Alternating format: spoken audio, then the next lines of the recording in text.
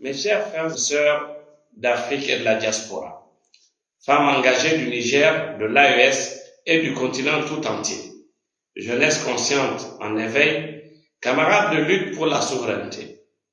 Aujourd'hui, je prends la parole avec gravité, mais aussi avec fierté et détermination. Je m'adresse à vous, non seulement pour dénoncer une injustice flagrante, mais surtout pour raviver notre flamme collective, celle de la résistance, celle de la dignité, celle de la souveraineté africaine. Oui, l'Union européenne, sous l'influence de la France d'Emmanuel Macron, a osé frapper l'une des nôtres, la camarade Nathalie Yamb, à travers des sanctions iniques, gel de ses avoirs, interdiction de séjour et de transit sur leur territoire. Mais que faut-il encore pour comprendre? Ce n'est pas seulement Nathalie Yamb qu'ils veulent abattre. Ce qu'ils visent, c'est la parole libre africaine. Ce qu'ils veulent faire taire, c'est notre droit à la résistance. Ce qu'ils tentent de briser, c'est notre dignité collective. Mais nous ne nous tairons jamais. Nous ne reculerons jamais. Nous ne faiblirons jamais. Oui, jamais.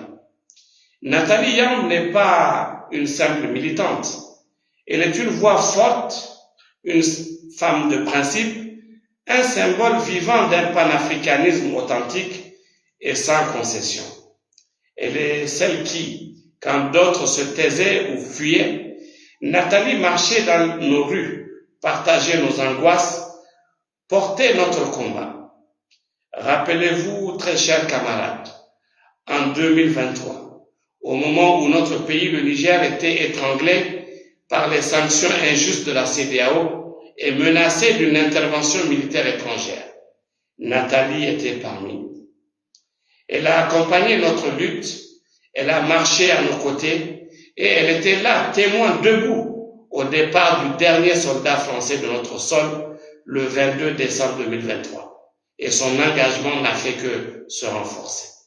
En avril 2025, elle était reçue à Niamey en audience par le président de la République, le général d'armée Abdraman Tchani, qui lui a témoigné son respect pour son engagement total en faveur de la Confédération des États du Sahel AES.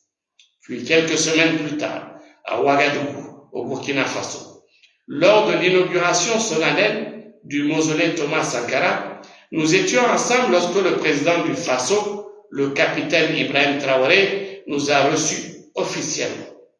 À l'occasion de cette audience, le capitaine Ibrahim Traoré lui a exprimé toute son admiration pour sa lutte pour la souveraineté du continent. À la même période, Nathalie a été décorée au Burkina Faso, élevée au grade de chevalier de l'ordre de l'Étalon. Ce n'est pas une première.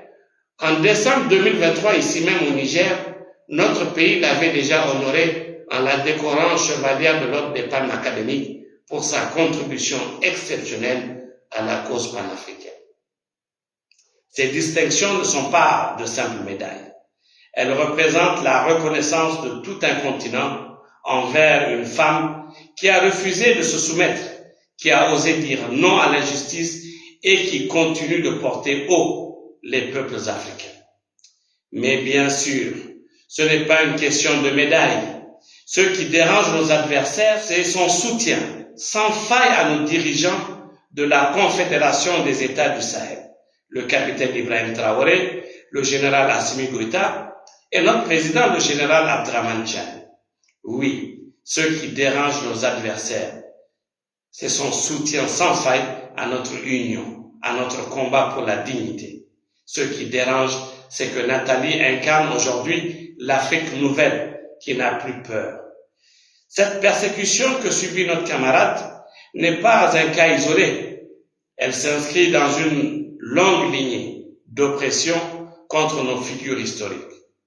Patrice Lumumba, Sékou Touré, Amilcar Cabral, Thomas Sankara, Djibo Bakary ont été diabolisés, traités de communistes, d'agents de Moscou, comme on nous traite aujourd'hui de pro-russes. Mais ce n'est pas l'idéologie qu'ils craignent.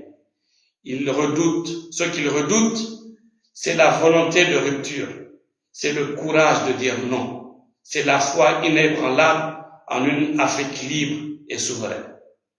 Et nous, leurs héritiers, nous ne trahirons jamais leur mémoire. Nous avons fait notre choix. Nous continuerons leur combat. Car bien entendu, ce combat est un combat pour la dignité de notre continent. D'ailleurs, comme le disait Fanon, chaque génération doit, dans une relative opacité, découvrir sa mission, la remplir ou la trahir. Nous avons découvert la nôtre et nous avons choisi de la remplir sans compromis. Aujourd'hui, j'appelle tous les panafricanistes. J'appelle toutes les femmes engagées et patriotes du Niger et de l'AES. J'appelle la jeunesse africaine. J'appelle les afro-descendants à se lever d'une seule voix pour notre camarade, à se lever d'une seule voix pour notre sœur Nathalie, la dame de Soti, la Saronia du Niger, la Yenenga du Faso, à se lever d'une seule voix pour une Afrique libre, mais surtout une Afrique digne. Camarades, chers frères et sœurs de lutte, très chers panafricanistes, nous devons être unis, déterminés et résolus. L'histoire ne retiendra pas les noms de ceux qui ont croisé les bras, elle retiendra plutôt le nom de ceux qui ont osé agir. Force et honneur à Nathalie Yamb, force et honneur à nos peuples résistants, force et honneur à l'Afrique qui se relèvera. Que Dieu bénisse tous ceux qui se battent pour la souveraineté africaine, que Dieu bénisse tous ceux qui se battent pour l'autodétermination, que Dieu bénisse tous ceux qui se battent pour la dignité de nos peuples.